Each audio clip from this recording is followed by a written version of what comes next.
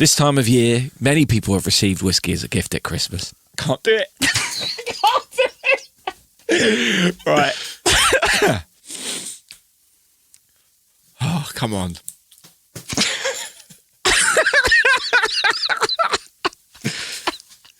It's not even funny.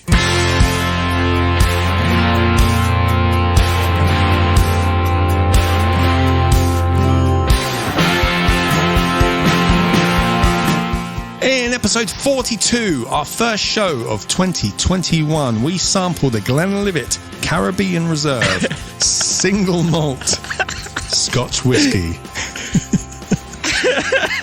And we talk about some fun whiskey gifts that we may have received over the festive period. Just like last year, you can find some more whiskey-based content on all our social media platforms at Whisky and Things Podcast on Instagram and at Whisky and Things on Facebook and Twitter. And we're only 10 episodes away from our 1-year anniversary. So why not go and join our Patreon page? Because there's going to be some fun things happening over there soon. Patreon.com/Whisky and Things. Cheers! Smash that subscribe button. You're listening to the Whisky and Things Podcast with Dave Giles and Nick Kent. Welcome to episode 42 of Whisky and Things. I'm Dave Giles. And I'm Nick Kent. Everyone knows 42 is the meaning of life. So I'm feeling this is going to be a good one. Lovely. Love that. No. Love that indeed. And Happy New Year to you and to our listeners. Happy New Year to you and our listeners. And our listeners. It feels like ages since we've done this because it's been 2 weeks. Yeah, but I was still editing last week's show last week. So I've just, and we chatted in between. So there hasn't really been a massive gap. But it's good to see you, blunder. Good to see you. Absolute blunder. See, we're spacing things. I had 2 weeks off and it feels like forever since I've done it. So yeah, I felt like I would have been out of practice if I'd just come back. Or everything, I wouldn't be able to find the files again. I wouldn't know how to set things up. I've got to just keep it rolling. I've got to keep it rolling. Lost the cut Dave button. The turn Dave down button would have disappeared. The Dave mute button is gone. And Did you have a good one, Nicholas? Yeah, I did have a good one. Obviously, it was a quiet one, but kind of means more when you have to make a bit more of an effort with what you have. And, it was all right. I had to cook my own dinner, mate. Cook my own Christmas dinner. How'd that go? Went well. I'm a really great chef, apparently. Cooked myself a mean duck breast and... Well, I can't wait for you to do that for me. Yeah, mate. Simple as you like. Cauliflower cheese. Had to make a roux. A roux of all things. Duck, goose fat roast spuds and all that kind of stuff. I nearly burned down the kitchen doing it, but the end result was fantastic. Well, that's all that matters. Yeah, how was yours? All that matters. Yeah, it was really good. I had a great time. So, just as you say, chilled. Isn't it weird how this time last year, the idea of doing a Zoom thing with your parents wasn't even in our vocabulary? I didn't know what Zoom was. I was going to say, it's like you think, it's crazy that we know what it is, but the fact that my parents are doing it is even more impressive. I'm like, yes, go mum and dad. Yeah. So, did all the Zoom stuff. It was fun. Yeah. Yeah, I bought my parents, they've done it now, so it's all good. I bought my parents a tasting from Great Drams, a gin tasting. With Great Drams. So they were on Zoom with Great Drams, which is, Oh, nice. So there you go. They learned to do Zoom for that as well. So, yeah, good stuff. Fantastic. Good Absolutely stuff. Love it. Anyway, shall we get back in the swing of this before we forget how to do it? Sorry, who are you? And cue Dave mute button. Well, if you want to do all the talking, that's fine with me. Whiskey bots, roll out. All right, let's. How do you do this again? This week's turkey. No, that's not it. This week's whiskey. There it is. There it is. Yeah, this week it's a turkey with no E, as it's the Glenlivet Caribbean Reserve single malt Scotch whiskey, 40% ABV. I just want to point out to how I ended up with this bottle. So, okay. After we filmed the last episode, Nick and I had our Christmas party, which involved us sitting up till 4 a.m. on Zoom. It was quite long, wasn't it? Yeah. Having a chat. Christmas blowout because no one else came. It's just us. Exactly. Yeah. 2 days later, a box turned up in my flat, and in it was this bottle of whiskey. And I was like, who's got me this? There was no note. There was no note. I was like, who's got me this bottle of Glenlivet? What's going on? And then I realised I'd ordered it at about 3 a.m. because you told me about it. And I completely forgot that I'd got drunk and ordered a bottle of whiskey. That's amazing. And then I panicked about how much it cost and was relieved when I then looked at my account. Yes. Yeah. How much did you spend for this?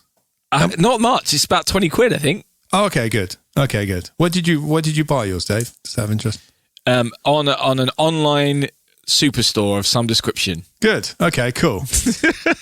Well, I originally bought mine. I've had mine for a few weeks because, let's say, there's two reasons why we've decided to do the Glenlivet this week. One, like the Founders Reserve we talked about back in episode 13, it was on offer in Tesco. 29 episodes ago. 29? Yeah. 29? Yeah, it was on offer in Tesco. That's why we ended up doing it originally. And so was this. They did these great deals at the moment with the club card. So it was like 36 quid and then down to 24. So I ended up kind of just picking it up. It's a very bold bottle, isn't it? And display case. Very orange, very bright, pops out the shelf. It does. But it's very inviting. It's very inviting. Very inviting. Anyway, we haven't even said what it is yet. Yes, I did. No, I don't think we did. Yeah, I did. Did we? Yeah. All right. I've got to see this. Anyway, carry on. Oh, brilliant. Yes. And the second reason why we've done this, because we talked about the Glenlivet Founders Reserve back in episode 13, I thought we'd covered all the history stuff about Glenlivet and the founder and, how they came to be back in episode 13. So I thought I could just send listeners back to episode 13 and then, just gloss over it a little bit on this one and have a bit of an easy show for the first one back of the year. But turns out we didn't. I listened to it today and we didn't talk about... I think I know what happened. It was because you were really caught up on What's a Speyside. I was. You did, yeah. Back then, you did a load of research. Do you remember trying to figure out what a Speyside was, and it annoyed you? You were trying to. You tried to find out the exact details. Oh, the exact postcodes and stuff. Yeah. And I remember that happening, and you were quite annoyed because you're like, turns out it's just certain. Who knows? Who knows what it is? I think I cut a lot out. Yeah. But you were quite pissed off about all that research you did that ended up being for nothing, but wasn't as decisive as you wanted it to be. Yeah, no, I remember now. God, that was so long ago. So yeah, sorry to bring that up. Basically, we talked about the Speyside region and what a glen is. If you remember rightly. Yes, it was. And you tested me on different glens. Yes. Was it my favourite was the Valley of the Rhinestone Cowboy was my favourite. I can't even remember anymore. But it was Glen Campbell. Glen Campbell, there it is. There you go. Yeah. So just going to cover a little bit of the history here, but because it's one of the important ones. Because as you'll find out here, Glenlivet was started by a chap called George Smith, and it was one of the first illicit distilleries situated in Speyside, away from the prying eyes of customs officers and soldiers and stuff who might want to shut them down. Because at that time, distilling whiskey was illegal. But George Smith's whiskey was famously sampled by King George IV in 1822 while he was up there on a state visit in Scotland, because he wanted to sample a dram of the infamous Glenlivet distillery. It's quite a big deal in whiskey history, that. So, and then in 1823, the Excise Act was passed, meaning distilleries were able to distill legally if they wanted to. So in 1824, the following year, George Smith applied and Glenlivet became the first legal distillery in the parish of Glenlivet. That's why on the top of the bottle, it has 1824 as their established date instead of anything earlier, even though they were still doing stuff. But it was illegal, you see. Yes, but George Smith's decision would prove unpopular amongst other kind of distilleries in the region because they were still operating illegally and they kind of wanted the Excise Act to be repealed, something that couldn't happen if some of the distillers accepted it as a new law. So there were threats made against his life and against the distillery, etc. So for that reason, he actually carried around 2 flintlock pistols at all times to ensure his own safety and that of the distillery. Where have those pistols ended up, Nick? Do you know? Yeah, they're in the museum. Are they definitely in a museum? I have no idea. We should look that up. Answers on the postcard. We should look that up. Yeah, it'll be in the link. Or whatever you told me to do when somebody needs something. Be in the show notes, will it? Be in the show notes, mate. He may have been buried with them. Who knows? Anyway. You never know. Well, funny about being buried, I just dropped my pen lid. Because he died in 1871 and his son, John Gordon Smith, inherited the distillery. Now, this is kind of a big deal-ish. Because Glenlivet was a quality product, other distilleries in the area started renaming their products Glenlivet because at the time, people just named their kind of whiskies from where they were from, you know? Right. And they're all kind of in that same area, in that Glen of Livet, as it were. But his son, who now owned the distillery, John Gordon Smith, decided to take legal action and tried to claim ownership of the Glenlivet name. But his legal action was only partially successful, and the verdict forced other distilleries in the area to stop calling their whiskey Glenlivet and give Smith and the blender, Andrew Usher, sole permission to use the brand, but permitted their distilleries to hyphenate their distillery name with the Glenlivet name, which resulted in new distillery names such as Glenmoray - Glenlivet Distillery, which was obviously in the same area. But yeah, so they were one of the first people to actually trademark a name. And wow. Yeah. And then, of course, obviously that's how everything's done now. Glenlivet is now owned by Pernod Ricard. Isn't he on Star Trek?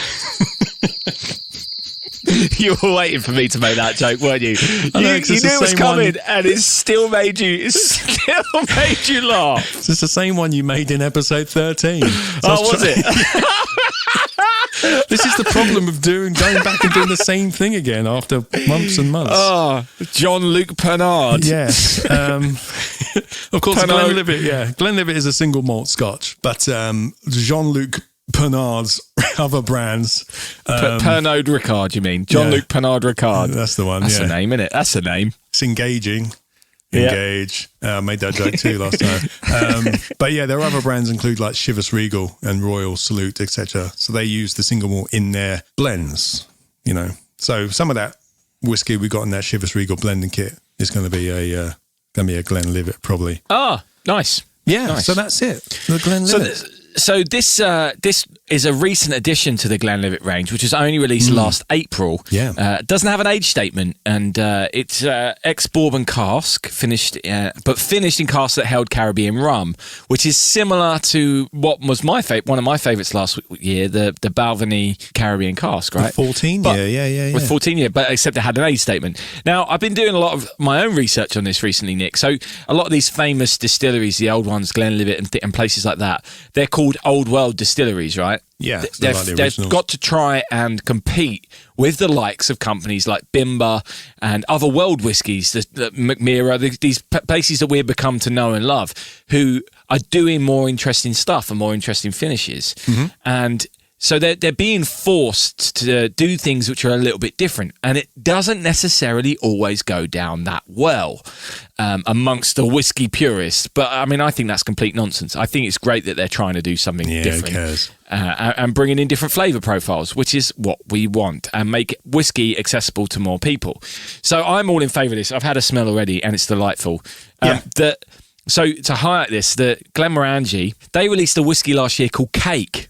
Yes, haven't had that yet. Looks good. I've heard good things. But that's another one of these old world whiskies, just trying to compete with the stuff that, you know, Australian Tasmanian whiskies, cool back there, and these other places which are doing interesting stuff, and places like Westland, you know, in distilleries like Westland. So to me, I'm excited by this because it's old whiskey doing something different and doing something new, and hopefully, I think it's going to be really good. But when I'm really excited about it because for the price range, I can't believe how cheap this is. It's very well, I haven't tasted it yet, but it's a really, really reasonable price. It's got a great sound. Squeak and a pop. Yeah, I knew you'd want to get this. Obviously, this is one you've bought in the middle of the night because you love the And I just ran out. The if other you one, remember, the other Caribbean, you had just run out, my last sip of that night. So that was the Balvenie 14. Yeah, that was the one. Exactly. God, I've had too much of this already. As I'll talk about later on, I've been experimenting with it. For the price range, if this ends up being decent, Nick, if I end up liking this could be this could become a good daily. The normal price is a bit much for me for a daily, like 36-ish. Yeah, but you seem to be able to get it on offer all over the place at the moment, so it would depend on how long that lasts for. Yeah. Whiskey? Oh, it's just... that is nice. It's so good. There's on the citrus eyes for me, it's got like a deep copper. Yes. Yes. Another word, burnished, was a word I found earlier on for this kind of colour as well. But, I mean, if you see this in the shops, it's in a big orange box. It's got orange labels on, and that just enhances the colour of this whiskey. I didn't get a box. Did you not get a box? You get a box. Tesco didn't give me the box. Oh, well. Mine came with a box, and it's big and orange, right? And to me, this whiskey almost feels ginger. It is ginger. Oh, yeah, it does have a ginger vibe. It just reminds me of of Chris Evans. I look at it and I think of Chris Evans. Yeah, don't forget your toothbrush. Not Captain America Chris Evans. Not that one, yes. Not that one. But this smells amazing. This smell on the nose, as soon as I opened it earlier, I was like, oh my God. Yeah, it is nice. Brown sugar and rum. Sweetness in there. There's a citrus in there. Yeah. And cake. Just that cake mixture, the glorious cake mixture. The cake you really love. That's one of my favourite smells. That whiskey smell there is a delight. That is a great nose. It is really nice. I got banana, normal banana, but like not the foam sweet banana, normal banana, but also like unripe banana, that kind of green unripe banana. Not a bad thing. It's different. Pineapple squares. You know those, like cola cubes, you get the pineapple ones. I've got that. That sugary pineapple, sugary tropicalness. It's got a tropical feel to it. I know it's called Caribbean Twist or whatever it is.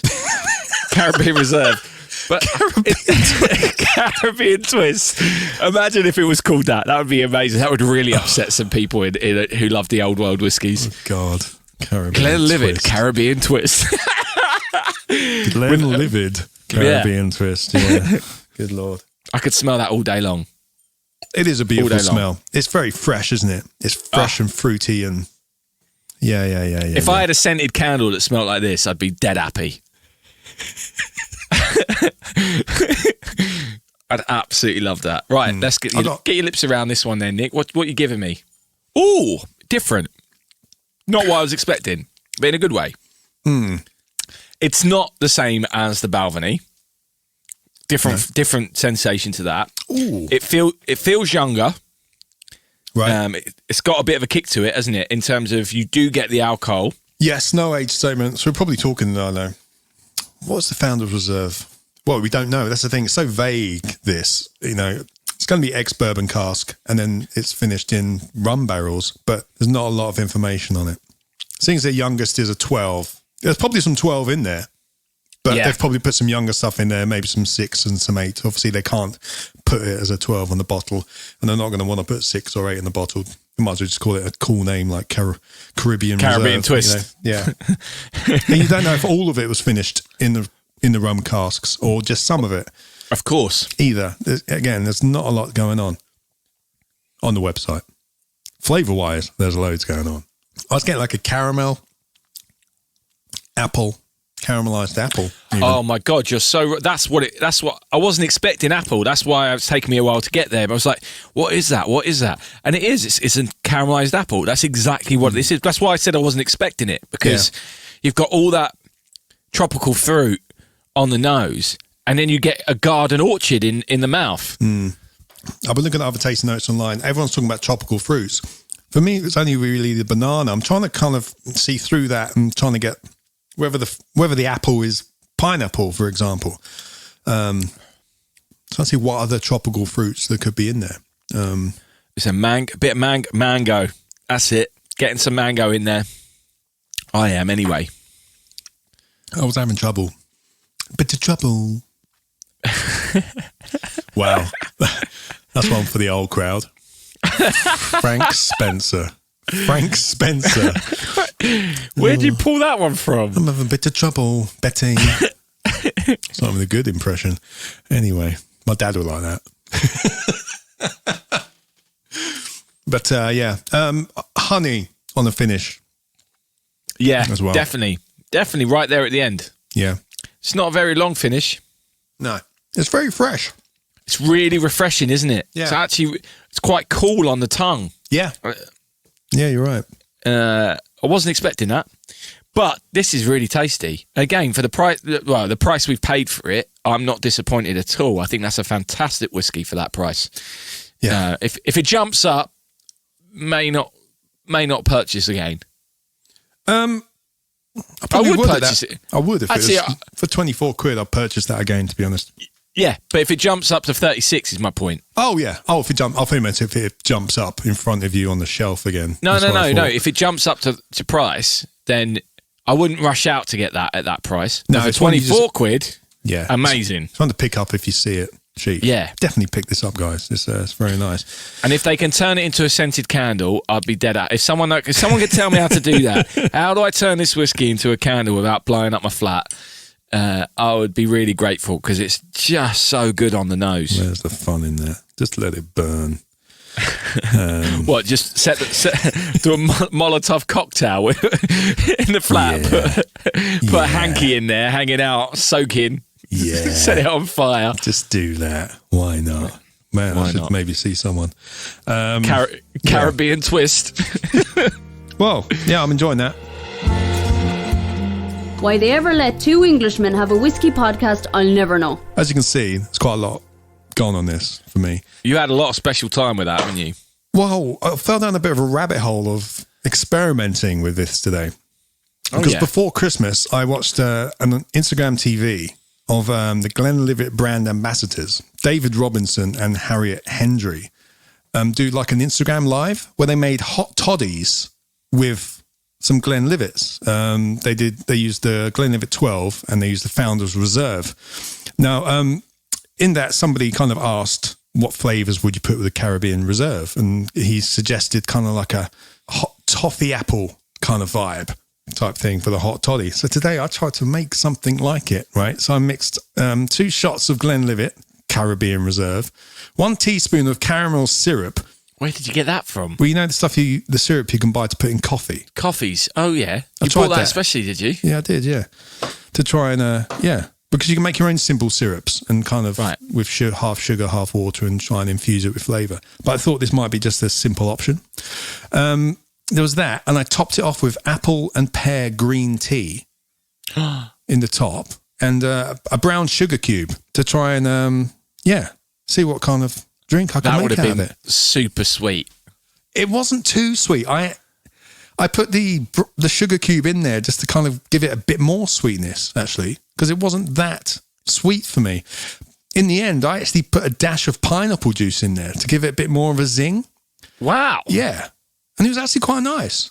I don't think it's the best thing for a hot toddy. I think hot toddy flavours need to be kind of spiced apple with cloves and all that kind of stuff. I don't think when I look back at it, the tropical flavours may be better for cold drinks, Yeah.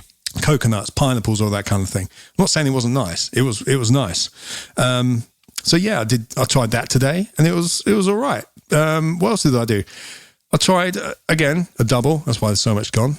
Research, people. Research. On the rocks with some coconut water, which is actually the way they recommend it on the Glenlivet website. Right. Which would be in Dave Broom's book. Yeah. It was really nice. Really refreshing. Like, really refreshing. How much coconut water did you put in? I put 50% Glenlivet. Half and half. Half and half, basically. Yeah. With some ice? Yeah, with some ice. And it was a lovely, refreshing drink. It was really nice. And then, of course, I got some of the old Chokiski out and tried to make a bounty in my mouth. Oh, my God. Genius. Yeah. And how was that? It was nice. It wasn't very bounty-ish because coconut water isn't very coconutty. Coconutty. It's got a different taste to it altogether. But damn, I had fun trying this afternoon. Yeah, that sounds amazing. I tried one with pineapple and grapefruit green tea as well. Jesus, yeah. Where'd you get all these green teas from? Tesco. Same place I got the whiskey, Dave. But yeah, I was trying it out because obviously they're trying to kind of put these in cocktails and putting single malts in cocktails and stuff. And I was trying to weigh up whether it's worth putting a single malt in a cocktail like that. You know what I mean? When you might be able to put in something a bit cheaper and get the same result. But the thing is, at 24 quid, this is cheap. Yeah. You know, this isn't much more than a bottle of Jameson's, or in some places it is the same as a bottle of Jameson's or a bottle of Jack Daniels. Yeah. And yes, you can get them on offer as well sometimes, but this is going to have more flavour than some of the cheaper whiskies you get for your whiskey cocktails. Yeah. Yeah.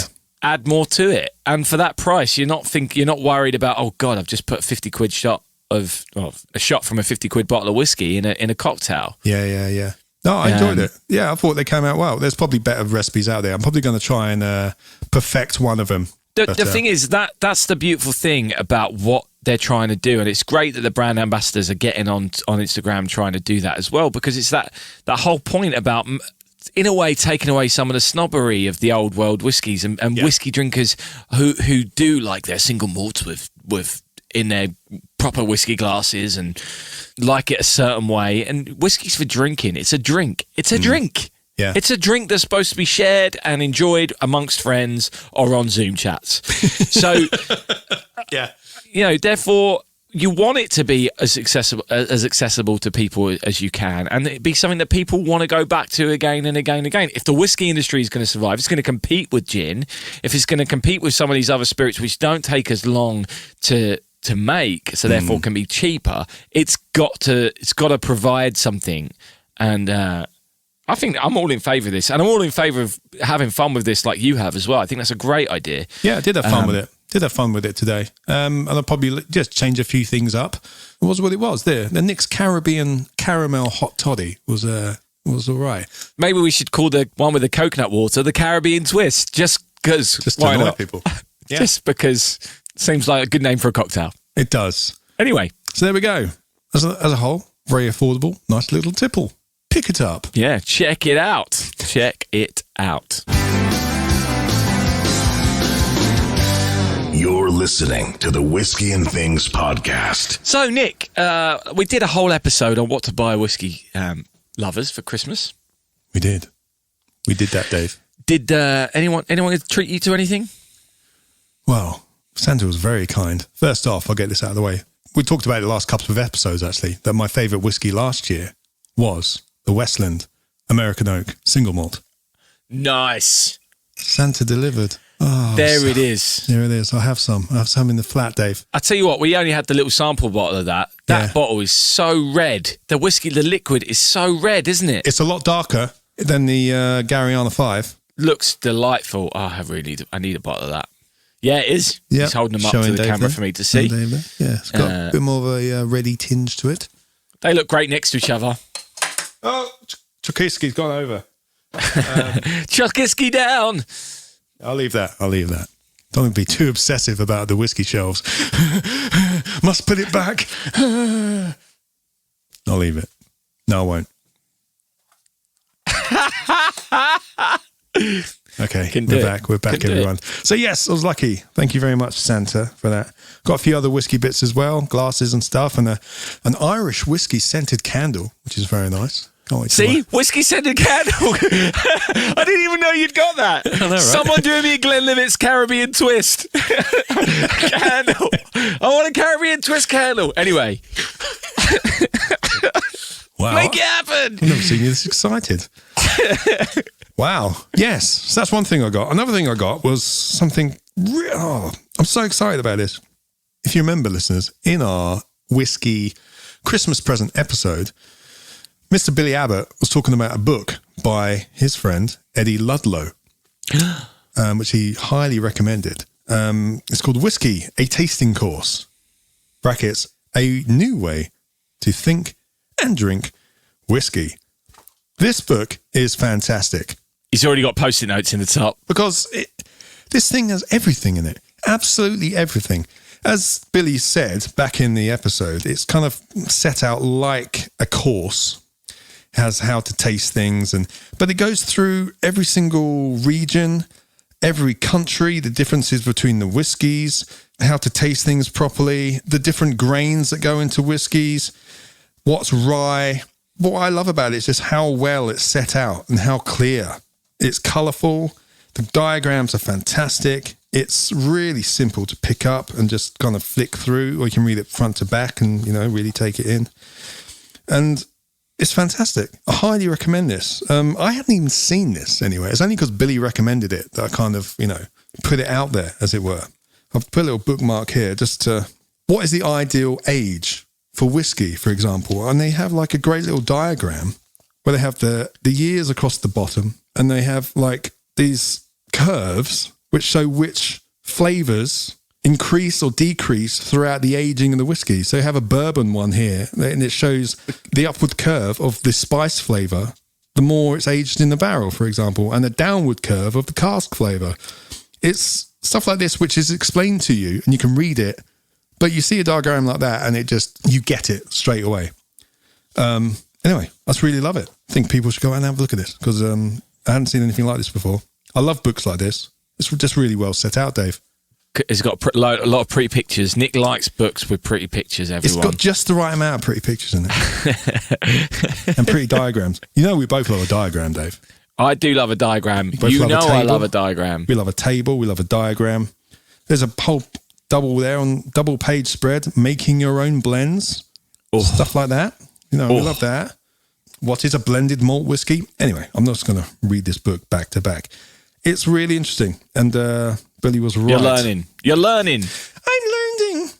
Yeah. Excellent. But yes, there we go. Look out for that. Yes, Eddie Ludlow, Whiskey, a tasting course. Dave, what did you pick up? What was Santa kind enough to bring you this Christmas? Well, I got a couple of Norland glasses. I had some before. I had some black ones, but I got some clear ones. I'm really impressed. I like them a lot. So that's quite nice. The black ones are weird when you can't see through it.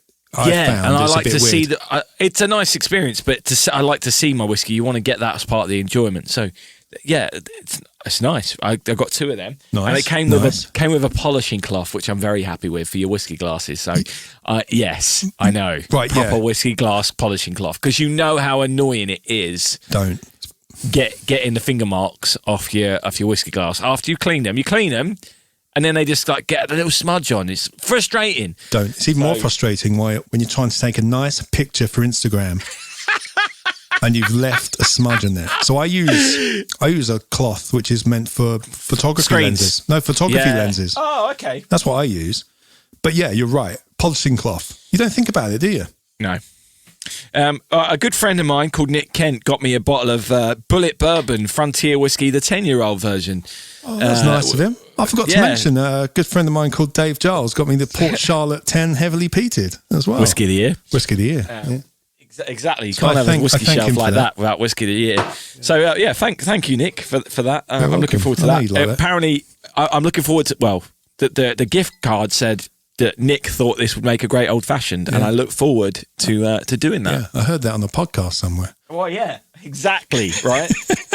and do you remember a guy called Danny Gruff, Nick? He was on episode 4 or 5, I think. Episode 5. No one listened to it. I don't think anyone listened. No, vaguely. Haven't seen him for a while. I got a 1 litre bottle from him. 1 litre. Jesus. Of Jack Daniel's Tennessee Honey.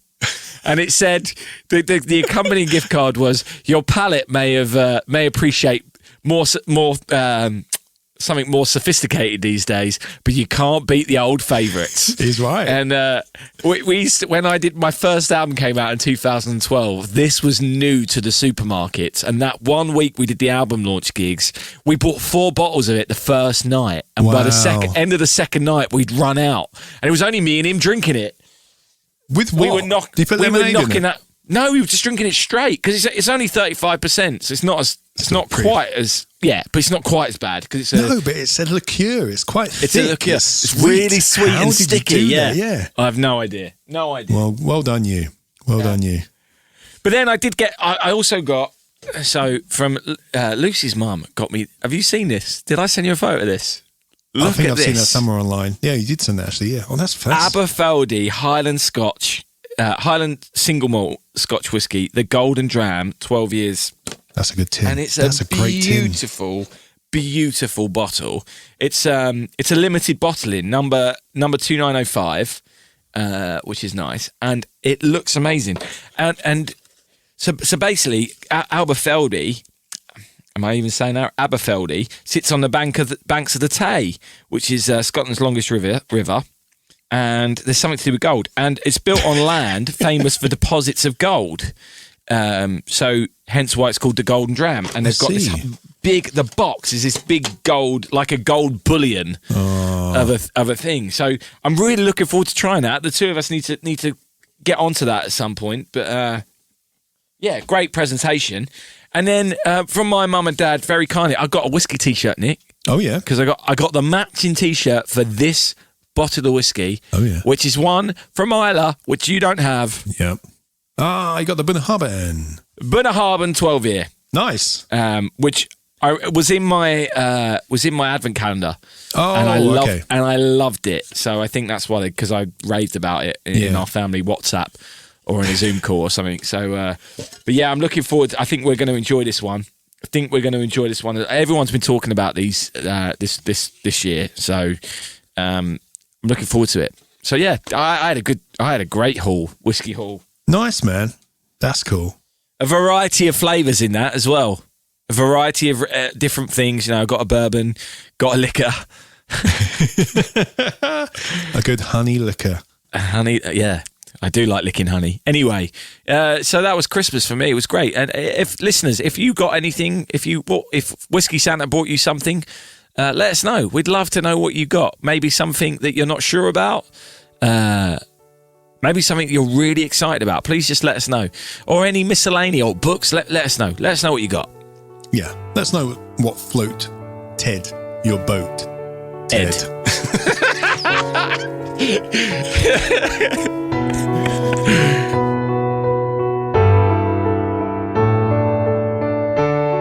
This is the Whiskey God, reminding you, whiskey is for life, not just for Christmas.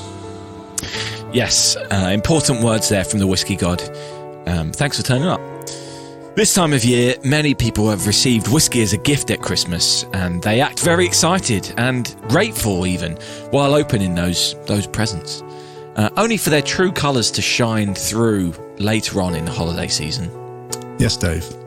Unfortunately, many whiskies, let's face it, some cheap blends, end up being neglected by their new owners and either get put to the back of the whiskey cupboard or left on a shelf, dusty and somewhat forgotten.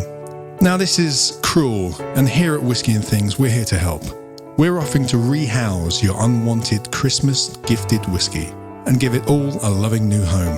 Just slip into our DMs and we'll let you know where to send your bottles. Failing that, at some point in the future, we'll be offering suggestions on how to drink your cheaper blends and make them feel a little bit more loved and palatable. Yes, we will. The whiskey! Anyway, what's coming up in next week's show, Nick? Episode 43. If, hopefully, people who were listening the last couple of weeks, we mentioned that our good friend of the pod, Rish,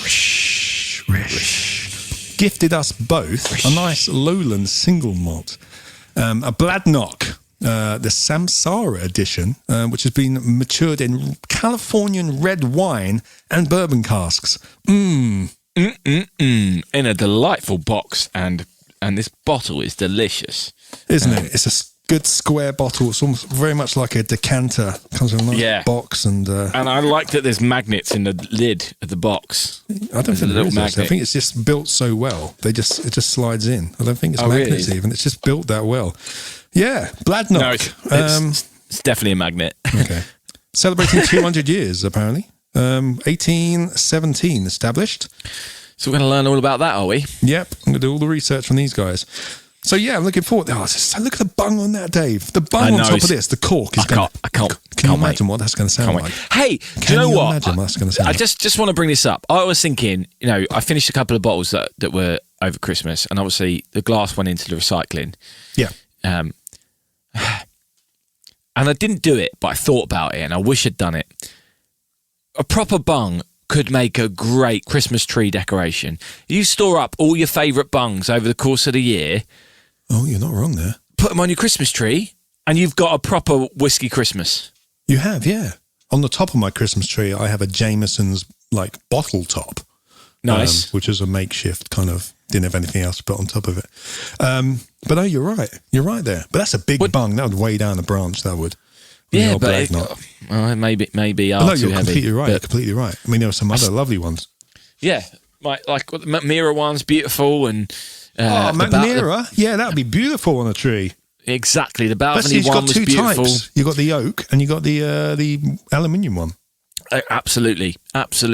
I think it's a really good. I'm going to start collecting my bungs from now on. Save your bongs, listeners. Save your bungs. Your bungs, yes, your bongs. You do what you want. Do what you want, man. Oh my god! My god! Your bung. So thanks for tuning in this week. If you've tried the Caribbean twist, we'd love to hear from you. We'd love to know your opinions of it as well. Yes, if you've made a nice hot toddy. Talking of which, we've not done this in ages, but I just want to give a shout out to someone actually, Nick. By all means, Dave. By all means. Andre Cornect got in contact on Facebook. He said he stumbled upon our podcast by accident whilst doing some research for his Scotch club. Hope he didn't hurt himself. He said he's been listening back and loves it. He said the Scotch Club is just a few friends learning about and enjoying whiskey, novices for sure. He loves the humour and excellent work we both put in. Nick does excellent work and we both have fun, and I couldn't agree more with that statement. But Nick he is sounds blushing. I mean, that sounds a lot like us, a couple of novices learning about whiskey, enjoying it. That's our journey as well. So if you're part of Andre's club, or if you're in another whiskey club, let us know. I'm not in a whiskey club. I suppose Nick and I are in our own little whiskey club, but if you want to join our whiskey club, head over to patreon.com/whiskey and things. And we've got some things coming up which you might want to get involved with. Yeah, exciting stuff coming up. Exciting stuff. Exactly. Anyway, thank you very much for tuning in this week. We hope you've enjoyed the first show of the year. Nick and I are now going to have a little planning meeting to decide what we're going to do for the next few months. With my hair, because I didn't get it cut before we went into tier 4 up here. What a loser. Same. But what Dave said, yes, we're having a little planning meeting to see what's coming up next few weeks. Yeah. We're going to plan all the distilleries which we can't visit. Exactly. And put them on. Just make our own. Put them up on a map and decide when we're never going to get to see them. But anyway, there we go. But yeah, looking forward to trying this Bladnock. Are you going to be putting any of it in a hot toddy? Absolutely not. No. No, save that one. I think save that one. Yeah, save that one for best. Just neat. Just have it neat. Yeah, neat. Lovely. Beautiful. Lovely. Anyway, thanks for listening. Cheers. Thanks for coming. Whiskey and Things has been brought to you by And Things Productions.